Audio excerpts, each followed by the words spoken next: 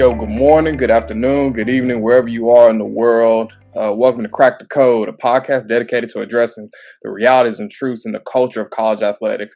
I'm Calvin Claggett, a collegiate athletics administrator, and I'll be moderating the conversation today with Jamal Thompson and Dane Quest, two student athletes from Tennessee Tech University, who are accompanied by Atlantis Warren and Tyree Robinson from East Tennessee State University. Today is our very first episode, and I would like to thank these student athletes for being visionaries as they have real, transparent conversations to address what's going on in and behind closed doors in college athletics. So welcome, everybody. Why don't you all tell me a little bit about yourself? Let's start with Jamal. What's up, everybody? My name is Jamal Thompson. I'm a senior communications major here at Tennessee Tech. I play football and basketball here. And I feel like this platform is important just to connect with athletes from different schools and different universities within the state to talk about real issues that people tend to shy away from and that might be uncomfortable for some people. I feel like it's important to get our message out. And, we all have a voice, we all have a story. And I felt like it was important to kind of bridge the gap, with some of my peers who are dear to my heart. So I'm excited for this conversation, man. I can't wait to see where we end up, man.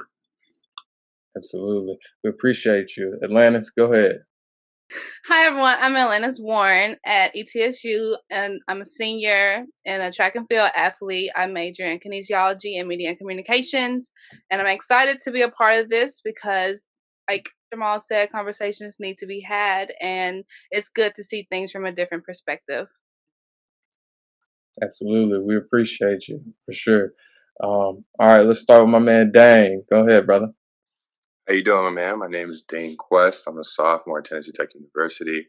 I major in biology with a health science concentration. I'm a member of the men's basketball team at Tech. I feel like this is important because we have individual perspectives so that we can have a collective intelligence. And I think that's the power of collaboration, just to have just a communal brain so that we can take that knowledge, take the information that we receive from one another and try to use it for good, try to create the change that we want to see. Absolutely, man. Absolutely. Collaboration is power. Last but not least, my man, Tyree. What's up, y'all? My name is Tyree Robinson. I'm a junior at ETSU. I'm majoring in criminal justice. And I feel like this podcast would definitely help us, get our voices out, let us be heard, as y'all stated, this is something that we need in this world, in today's society, especially for us college athletes and us college students. Like we finding our way right now, and what way is there better than by doing a podcast like this? By connecting with other people, other students that are going through the same thing. So. Yeah, 100%, 100%. Well, thank you all for introducing yourselves. I just want to dive right into discussion, if we can. What do you all believe is the role of the Black athlete? The Black athlete is the pinnacle of many things in this country. And what do you feel like the role is in society and the Black community? Yeah, absolutely. I think that it's important, obviously, to use our sport as a tool, as a mechanism for change and opportunity. Like you said, just being a leader, being a role model in communities near and far, whether it's here, at TTU or the community that you grew up in, or just as you evolve in the sport or as you evolve in your life, just use that and try to, be a leader to many kids around the world. Also letting people know of our brilliance, not only in our respective sport, but also in academics, and that we want to pursue excellence in the realm of academics. And I think our role as Black athletes is kind of, especially in our own community, kind of eradicate that like single-minded mindset of just, well, sports is the be-all and end-all for us. Yeah. And I think education, personal development, leadership, building those skills, building that resilience, so that when they go into the world and they see those barriers and they see certain situations, they know how to handle it. When does that start? When do you feel like that starts? Like to impact the youth and their education? Like when does that start? When should it start?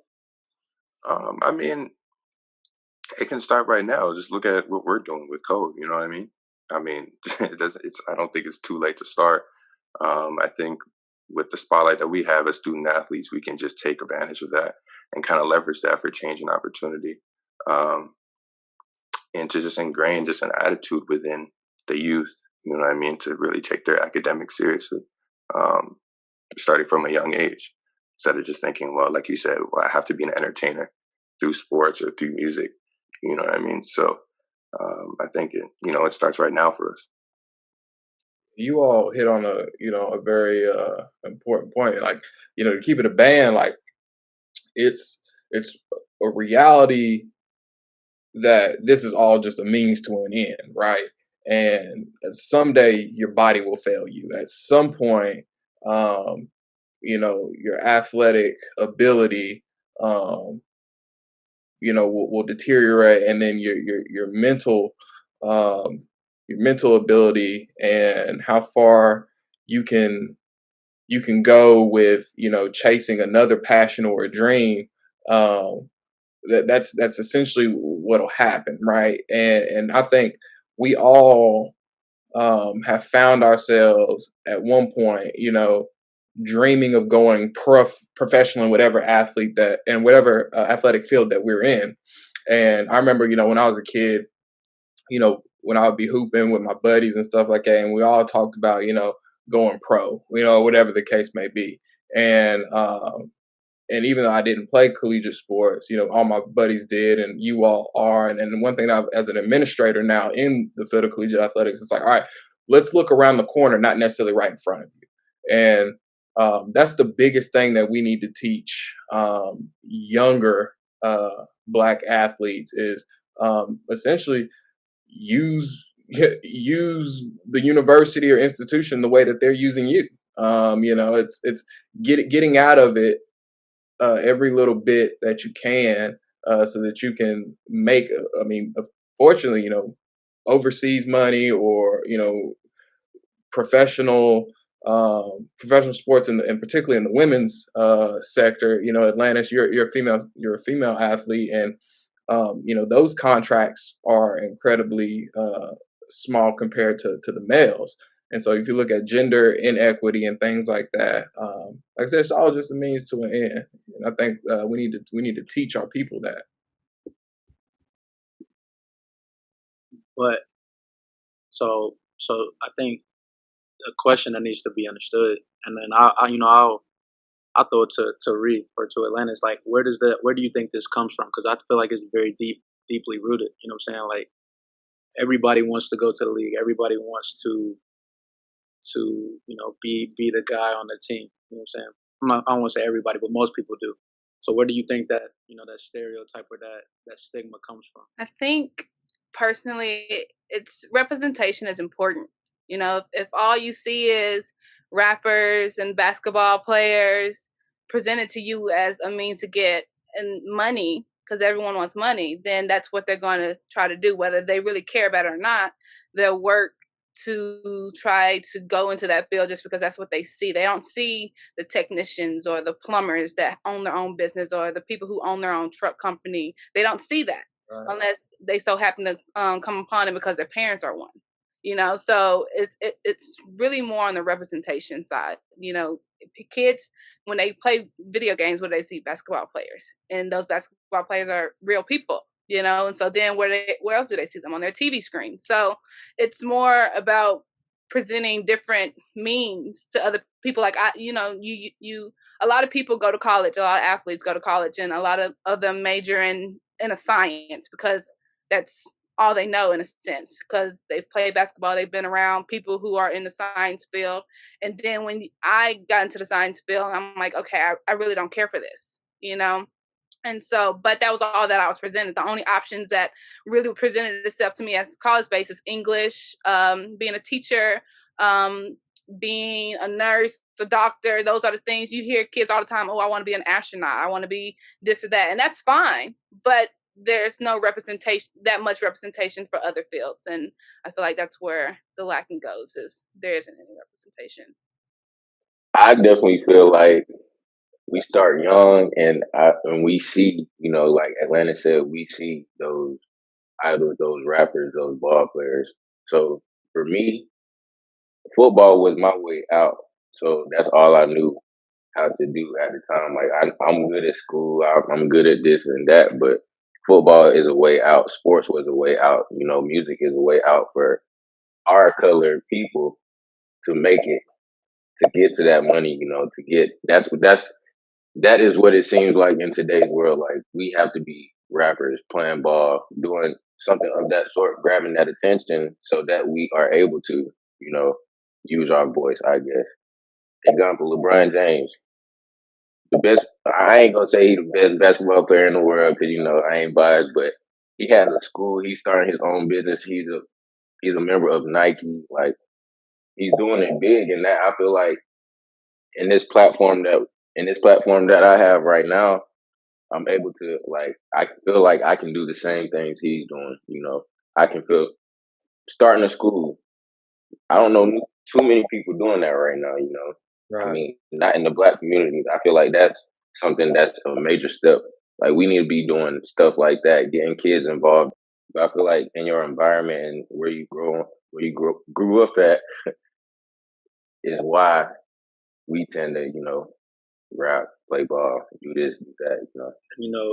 Calvin, you touched on it. You touched on it a little earlier. Like you didn't participate in college athletics, but I know you, and I know you were closely involved with it. At ETSU. So to translate that to being a student, graduating, getting a degree from ETSU, and then fast forward to you being named the first diversity, equity, and inclusion head of sorts. You know what I'm saying? Like you really running it in that regard. So, as a black man in this society, in this climate today, like what does that mean to you? One, and then two, can you explain a little bit for people who don't know like what that position entails? Can you explain it? And then yeah, just touch on it because I'm curious as to how it came about, but also what this position means moving forward for East Tennessee State. Yeah, man, for sure. Being the first head of diversity, equity, and inclusion for my department, it was a vision, really, and a group of administrators and coaches.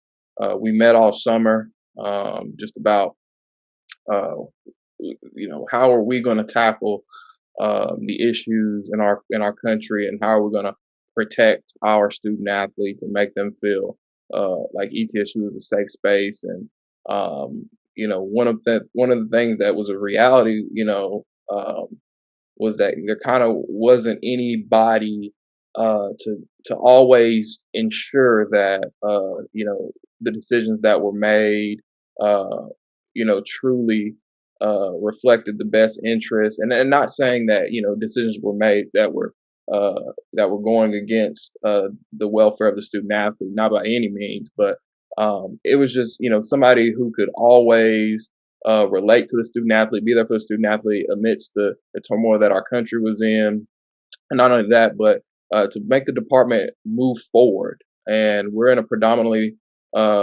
white institution where the percentage of black students, most of them are housed in athletics, and so it's important to have somebody that can relate to what their struggles are, and not only that, but to be a voice and an advocate for all that they stand for. And I'm very thankful for our athletic director and our university president who understand the vision, and Dr. Keith Johnson, who is the VP for Equity and Inclusion for our university.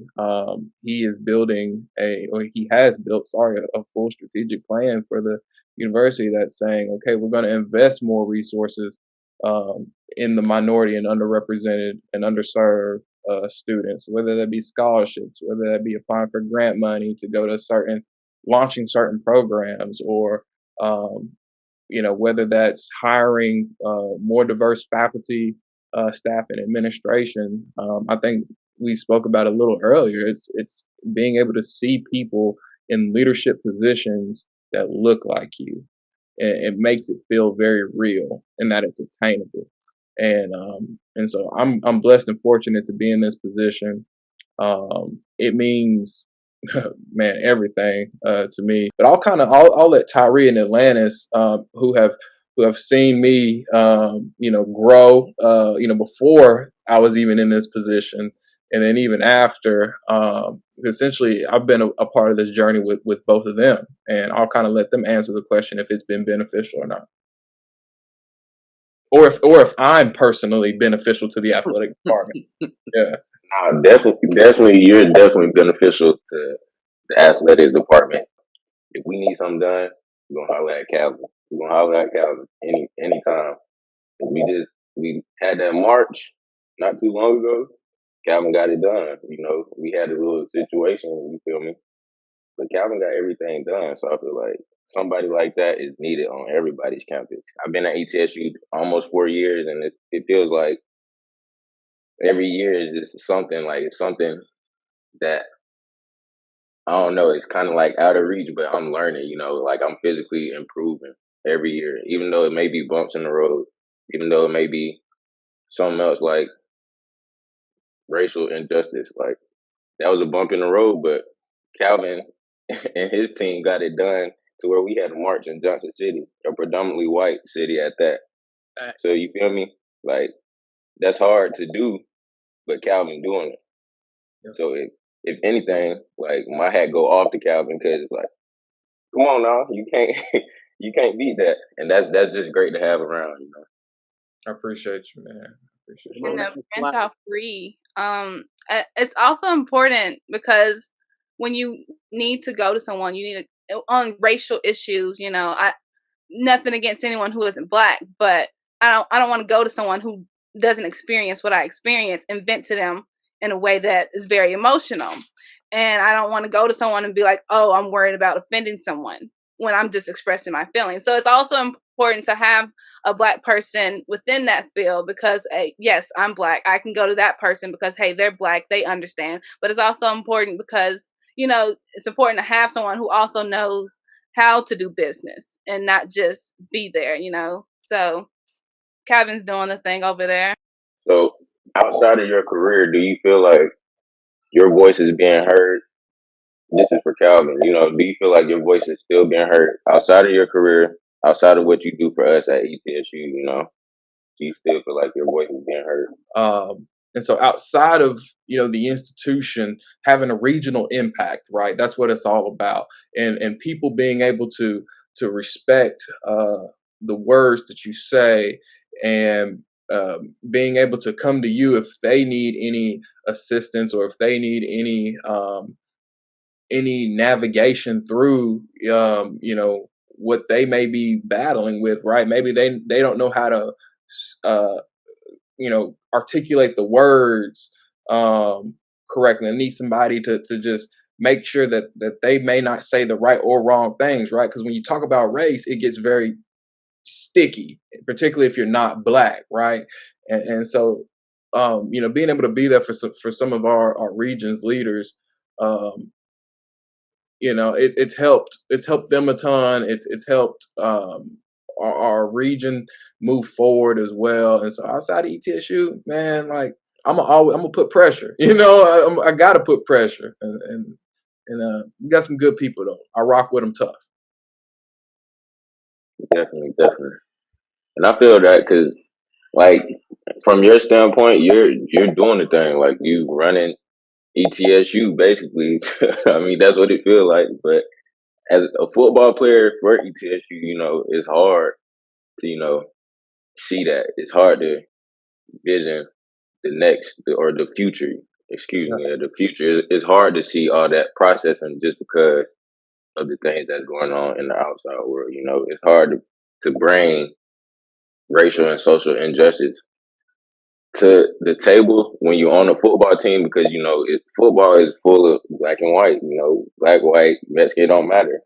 Yeah. I mean, you can't really have social problems on the football team because everybody is not always thinking like you. Everybody isn't always doing the same thing you're doing. They don't understand what you're going through until you really provoke it, until you speak on it. No, man, you're right, and but I'm incredibly proud of our student athletes, for speaking out and for one being able to say, things aren't right now. And first of all, being able to say I'm not okay. That's the biggest thing that our administration, our coaches, and that's for anybody across the nation, to be able to have that conversation, whether administrator or coach and AD, right, with your student athletes, and sit down with them and say, you know what, I'm not okay. And, these things that we have experienced as Black men and women, it's trauma. Whether society deems it as trauma, that we've all had experiences we walked through, that unfortunately, we'll have PTSD from it, right? You all wake up every morning and there's certain things that you may or may not wear because of an incident that may have happened to you when you were young, or some things that you may or may not say, right? Because of something that happened to you prior to. And so that trauma is a very real thing, man. And, we all need to be able to support you all, and being able to just, I guess, assist you, as you try to heal from some of the things that you've experienced.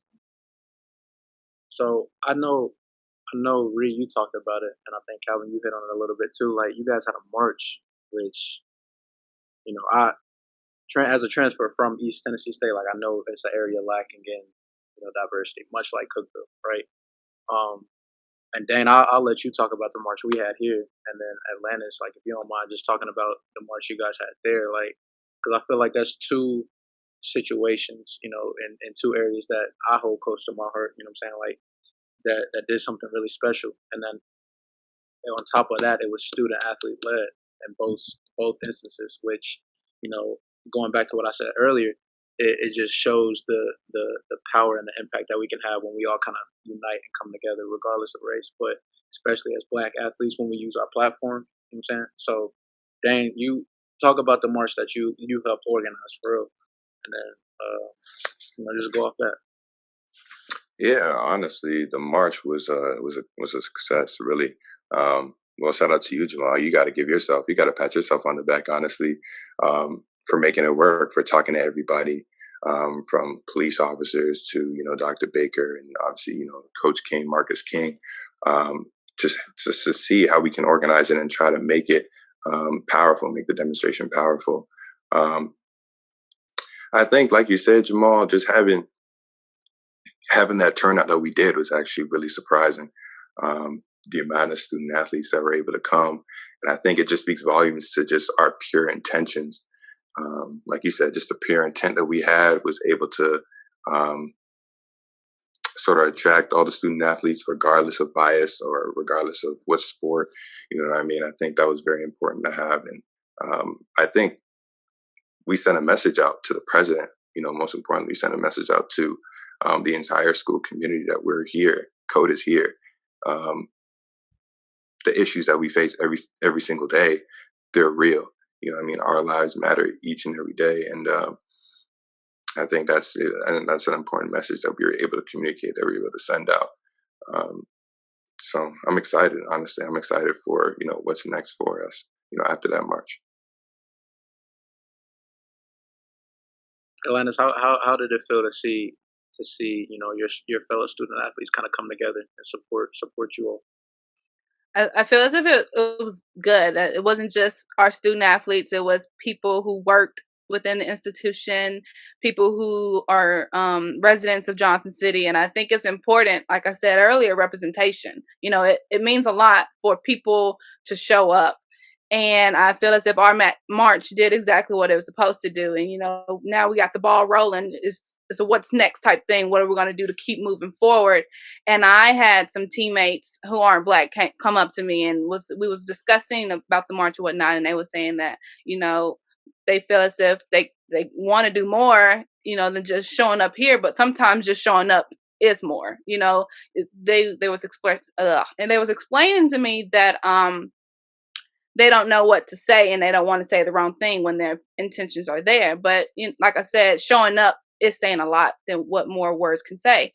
And I feel as if sometimes people forget that just showing up speaks a lot about speaks a high volume, and everyone has a role to play. So it's all a balance game in the end. You need one and you need the other to come together to fulfill the right thing. And it's nice to know that you have people on your team who are willing to support you, and they know that you're willing to support them on the right issues, and to know that people are there to just be on the right side of history. And it also, it makes you feel welcomed, with especially at a PWI and a very predominantly white town. It makes you feel welcome in a sense that, hey, I'm not here alone, and there are other people who have my back also. I got a question for y'all. You speak about PWIs. The HBCU jump is a very real movement right now, and for each one of you on the screen, have you at times felt like, man, maybe I should have went to a HBCU, or maybe this PWI thing ain't really for me, or that initial feeling when you step on campus, right, and you're like, dang, like, it's not too many of my peers, that look like me. And so kind of, what are y'all thoughts, about the HBCU jump? Or, do you have the mindset of, I wouldn't have traded it for anything in the world? I'll go. So I feel like I feel like it's twofold. I feel like it's kind of like a catch-22 in a sense, because I think having come from ETSU, where it's not too diverse, but I had a group of people, and I could look around and see people that look like me. What I'm saying, and then transferring to Tennessee Tech, which is still lacking in diversity significantly. Like, it's 3% African American population. So I think that's tough. That's tough to be in an area where you don't really see too many people that look like you, and then see people that go to HBCUs that you're close with, and then see the experience that they're having. What I'm saying? Like, I feel like, in some sense, like, I feel like I did miss the boat on that, just because I think it would have been something crazy. Like, my dad graduated from Tennessee State, and I hear the stories he shares with me all the time, and how he feels about it. And I think I would have loved to experience that in some regards, but then I take a step back, and I look, and I don't think that things that I've accomplished here at Tennessee Tech, or the things that I accomplished at ETSU, I don't think I would have been able to do that at a HBCU. I would have got swallowed up in terms of having a lot of other brilliant minds around me who may have the same idea. What I'm saying, and I might not be able to make the same impact or footprint at a HBCU. So I see both sides of it. I'm blessed to be in the position that I am, but also a little jealous of my peers that go to HBCUs in some regard, just because their lifestyle and the lifestyle that we live at a PWI is vastly different. It's ridiculous. It's just where it's like, man, like, you're not black enough because you didn't go to the the historical black college. You know what I'm saying? Like, do y'all feel like that stigma and that weight that we carry, having going to the schools and the institutions that we went to, do you think that changes the perception that we're viewed in our community, in our black community?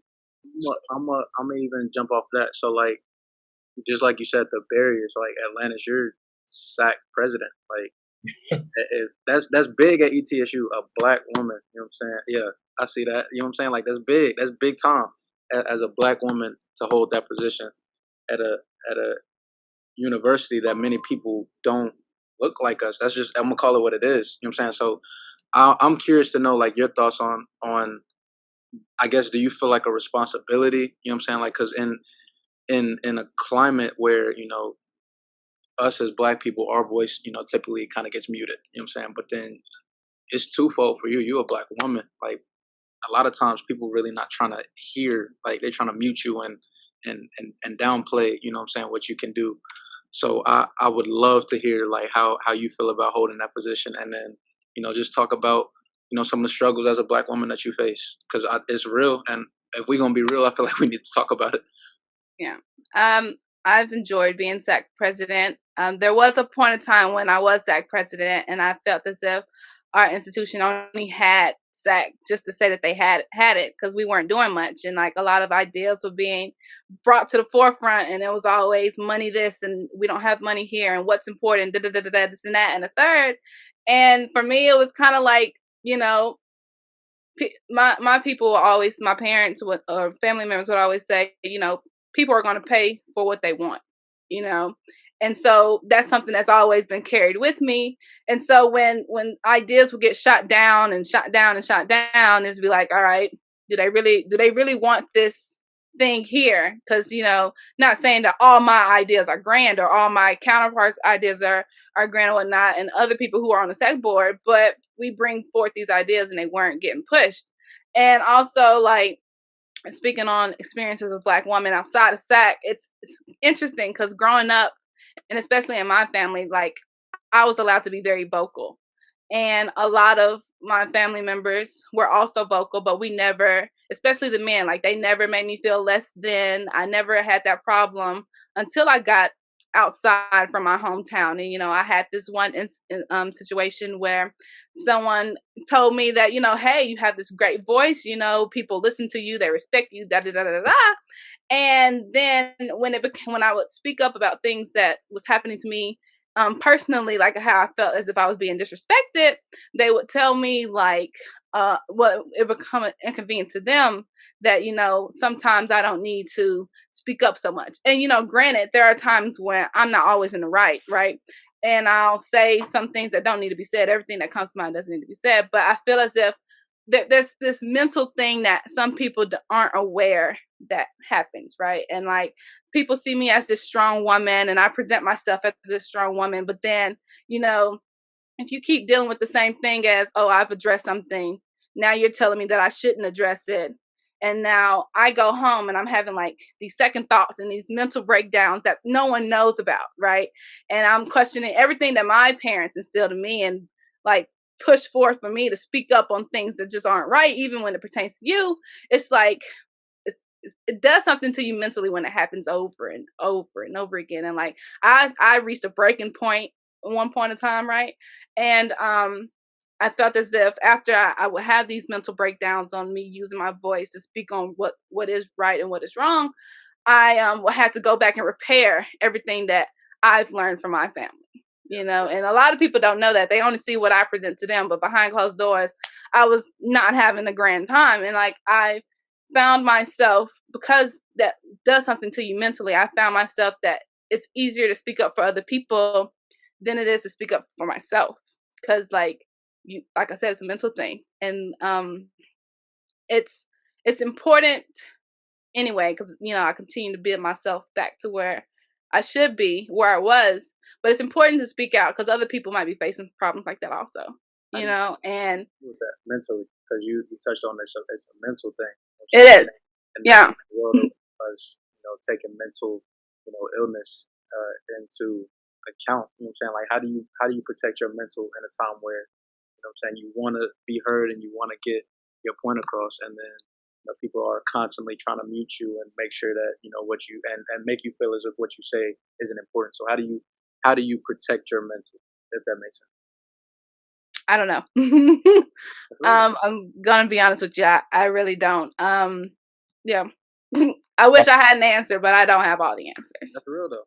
It's 100% real. You know, we always say as Black people, you know, the Black woman is the most, you know, disrespected and underappreciated person in America, and so that's a very real you know, depiction of what not only you ATL, but, you know, Black women across the country, and particularly Black women in sports, right, that they experience. And I've watched you kind of grow into this phenomenal leader, right? This powerful, dynamic leader.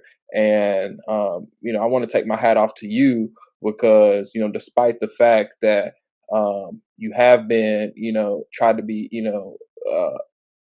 discouraged from speaking out on certain things, or, you know, you've had to go through um, literally leaps and bounds, you know, to fight for what's right, but you still fought for what's right. You know, and I feel like kind of the overarching theme of what we're talking about is finding our voice. You know what I'm saying? Like being able to use our platform. And I'm gonna throw it to my brother Dane. Like, y'all don't know this. Dane is a quiet individual. Dane will walk in the room and blend in with the wall if he could. Like that's just who he is. He just don't talk. But to see my brother like find his voice really this first semester, that's huge. And I don't think he fully understands the leader that he is growing into and that he can be, by surrounding himself like with, people like Ree and Atlantis and myself and just leaders in the community. So Dan, I'm gonna ask you, like, what does it feel like, to finally step into this role and continue to grow and use your platform and find your voice? That's what I'm. No, 100%. That's a fair question, and honestly, I give a lot of credit to you, honestly, because I feel like we're polar opposites, in the sense that you're very outspoken. I'll say that. You know what I'm saying? Like, you'll speak your mind. You know what I mean? You're not afraid to let somebody know how you're feeling. You know what I mean? And that's honestly challenged me. And I think with Code, and I think I can speak for everyone. I'm sure Code members will be watching this. A lot of people exude kind of the same characteristics as me. That's more like reserved, quiet, maybe not afraid to say the wrong thing. Just being self-conscious about just like what they say. But I think with Code has just instilled just a sense of confidence in my own leadership ability and being able to amplify my voice. You know what I mean? Jamal, a lot of the times in meetings, would be like, tap me on the shoulder, be like, come on, man, say something. Like, you know what I'm saying? Like, say something. You know what I mean? Just say something. What you got to say? I'm like, look, you got it, man. Because I see the power that Jamal has and how he's able to fill a room with his voice and how he's able to, everybody's just glued in on Jamal whenever he talks, right? I think that's a gift too. And whenever he encouraged me to do that, it just lets me know that, you know what, I can do this too. And I'm sure a lot of co-members, like I said, can sit there and be like, you know what, I feel the same way.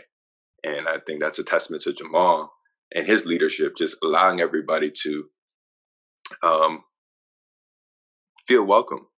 You know what I mean? To feel like their voices matter, to feel like their opinions matter, So, Code and Jamal, it's done wonders for me as far as my growth in leadership. And, I'm looking forward to seeing, how my leadership skyrockets from there.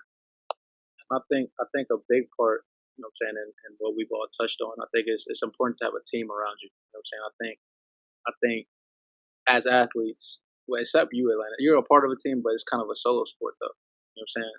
But I think it's important to have people around you who support you. You know what I'm saying, and who have your back through thick and thin. And one of my favorite things that I've ever been told by a close mentor of mine. Shout out to you, Coach Marshall. He told me, and it's not his, but he told me, like, if you want to go fast, go alone. If you want to go far, go together. You know what I'm saying? And I think that is something that resonates deeply with me. Like, we speak about Code, like the team and the family that we've built. I never in a million years thought I would have, an extended family like that. So I think it's big, and I think within every team or family, there's a coach and then there's mentors.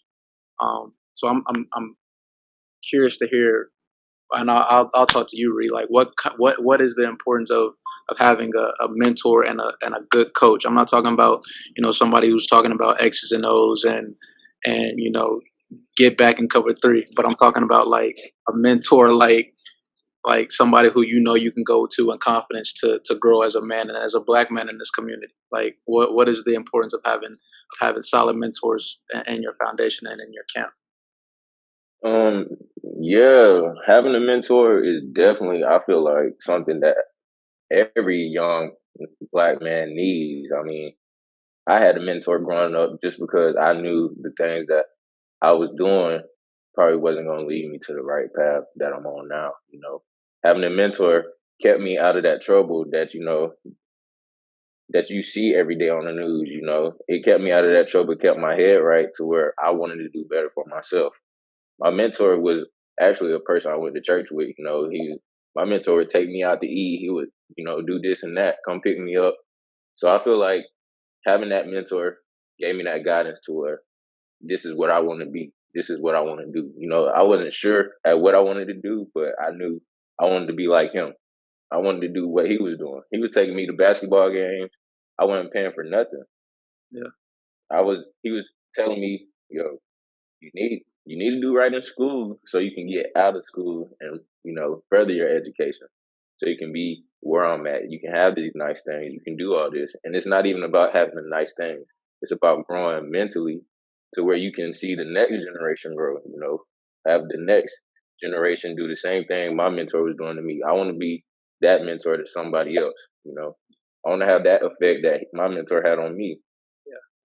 I want to go ahead and ask a question. You know, how do you all feel like your athletic departments can improve and do more to foster that sense of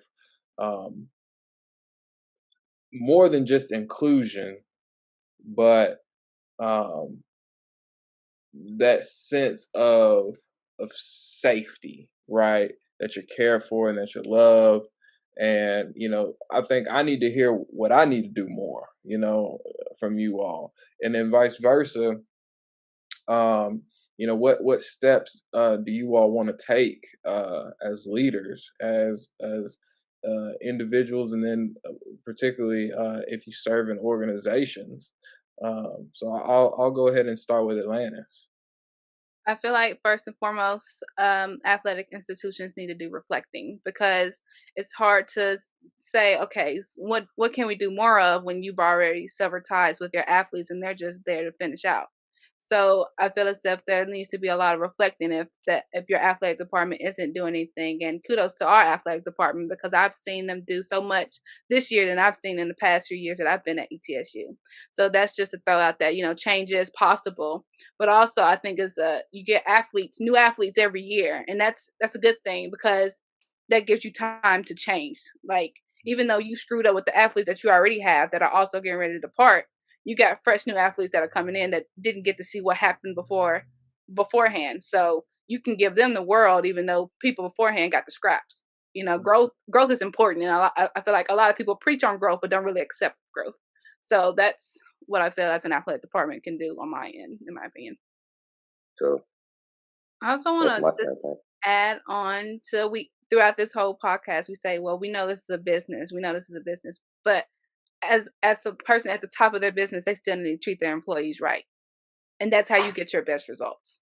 If you are treating your employees right, they're going to do right by you. I'll jump in next. I feel like, you know, in terms of my athletic department, I think just like Atlanta said, you know, reflect, but then also making sure that the relationship that they're trying to build with us as student athletes is transformational and not transactional. You know what I'm saying? Like, we all know it's a business. We all know, you know, we're here to get a degree and basically get out. But at times we feel like we're pawns in this big chess game. You know, that's kind of unfortunate, because us as athletes, us as black athletes, bring in a lot of revenue to the school. You know what I'm saying, if you take all the black athletes off the football program and all the black athletes off the basketball program here at Tennessee Tech, there is no football program or basketball program at Tennessee Tech, and that's just facts.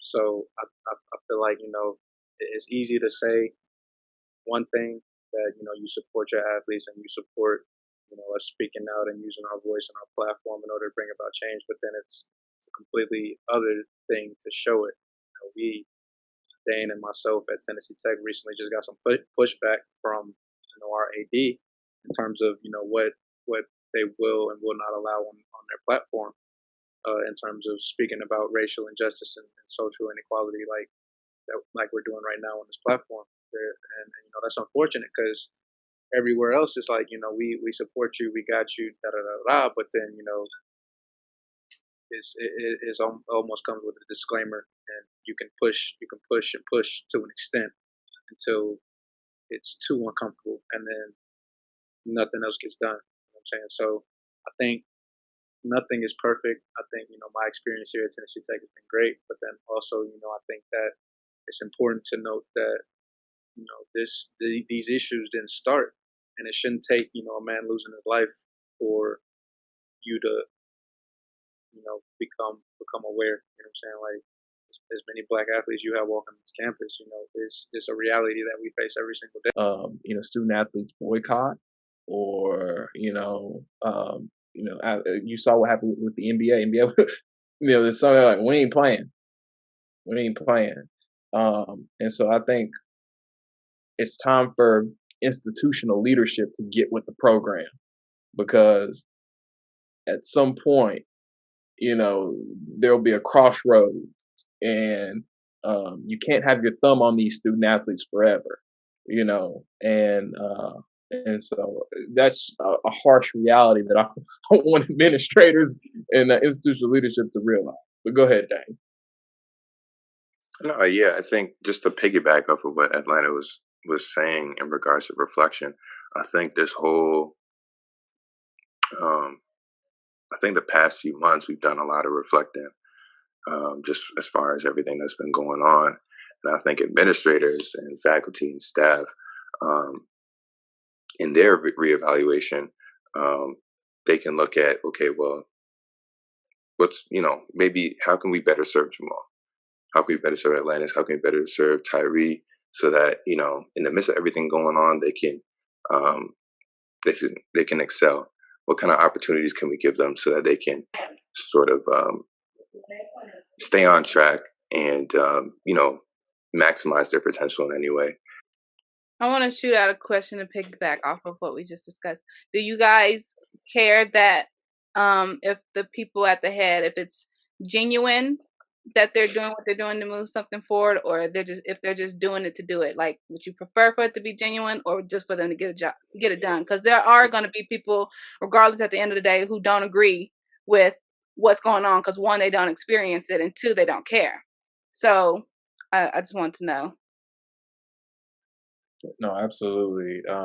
It is always best to be winning. One thing that I have noticed, particularly from my time as a student, and even now, there have been people who have been very instrumental in my life, in my professional journey,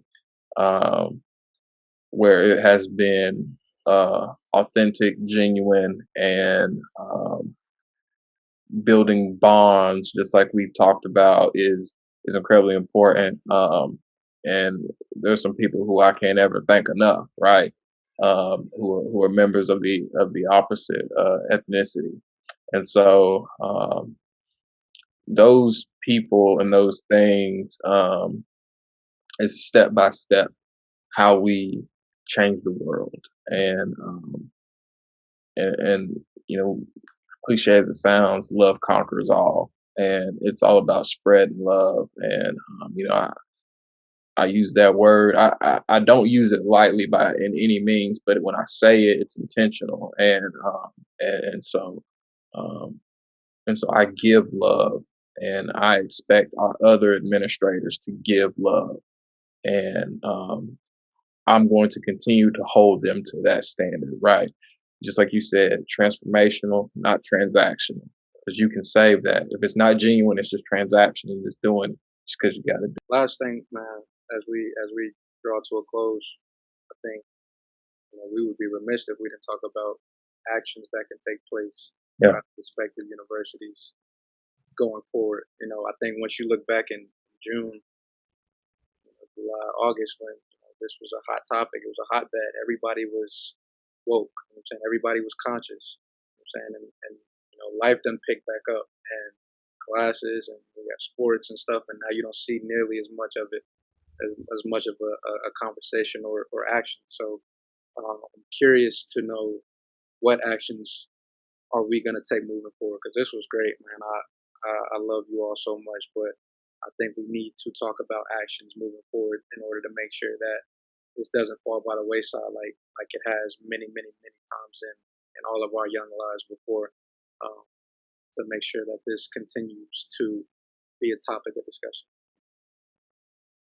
I feel like in order for this to keep happening and for us to feel, racially equal, I guess, I feel like this podcast and stuff like this, we need to keep this going. We need to keep letting, add more people, add more groups, add another school. Like we need to get it out there to where people are actually feeling us, understanding where we're coming from, understanding why we think the way we think.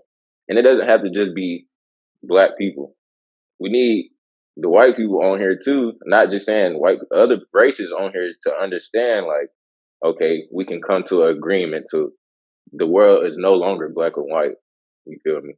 The world is basically based off true intention, genuine. Like Atlanta said, like everything nowadays is either genuine or it ain't. So if we can keep doing podcasts like this, having groups, meeting up, I feel like having those mentors, like you were speaking about earlier, then we would be in a better situation. And that always starts, it has to start somewhere. And I feel like we're doing that right now. I think it's also important to just have that target audience. What's your target? Everyone has a role to play. You have the Tamika Mallory's out there on the forefront, actually on the ground doing actions, whatnot. So I think it's more so what is it that you want to accomplish? Because even though something's happening in this state, that doesn't necessarily mean it's happening in the state that you're in. So it's like, what's the goal that you want to accomplish? Do you want to accomplish something on all 50 states are on the same page, or work within where you are now? That way something small grows into something big. Like you start where you are, you plant the seed. All right, now you continue to water it. And now once that blooms or whatnot, and then the seeds from that goes out to where it goes. So I think it's a trickle effect, and you just need to know what your intent is. Dane, what do you think? Like as Code, as the organization, and this launching of Crack the Code podcast, that we've helped establish. What do you think? Some actions that can take place for this second semester and moving forward, much longer and beyond that we can take at Tennessee Tech. Well, like Tyree said, I think having constant dialogue, not only with people that look like us, but people that are just our counterparts, really, other minorities or the majority. I think that's important. Hopefully down the line, at some point, we can actually meet in person, all of us, and actually, maybe do something or just come up with something a little more concrete, some concrete action so that we can continue to raise awareness as to, just our experience and, how we're feeling and how we want things to be better for us. You hit we are the change that we want to see in the world, right? And so, a few things that comes to mind that as we are about to literally get off the ground, the WIN program. I want for each one of our athletic programs to adopt a school. And so we talked about investing in the lives of young people. It's not about us. It's about, the foundation that we lay for those that come after us. If you're familiar with what Stacey Abrams did in Georgia, you from there, 800,000 people registered to vote. And so I went around to get all of our, student athletes registered to vote. That was an incredibly important thing that we did. And so I want to have our student athletes help do the same, for high schools in the region, graduating seniors who are eligible to do so. Community service projects, so how are we going to impact the region? Are we going to partner with Appalachian Service Project or Habitat for Humanity? Are we going to help build a home? Or, what service project? I want to challenge each of our athletic programs to fulfill one service project a year. You may come across a kid who wants to be like you someday, or somebody who can give you a job, or can help get you to, from A to B. Some things that, I may not be able to, or Scott, or, whoever may not be able to deliver. And so I think it's getting out there. So that was a long answer, but that's action that's coming up next. All right. Well, this has been a great, intimate conversation, everybody. Episode 1 of Crack the Code is officially concluded. Be on the lookout for episode 2 for more topics regarding to collegiate athletics and lives of minority student athletes. We thank you so much for tuning in. Have a great one.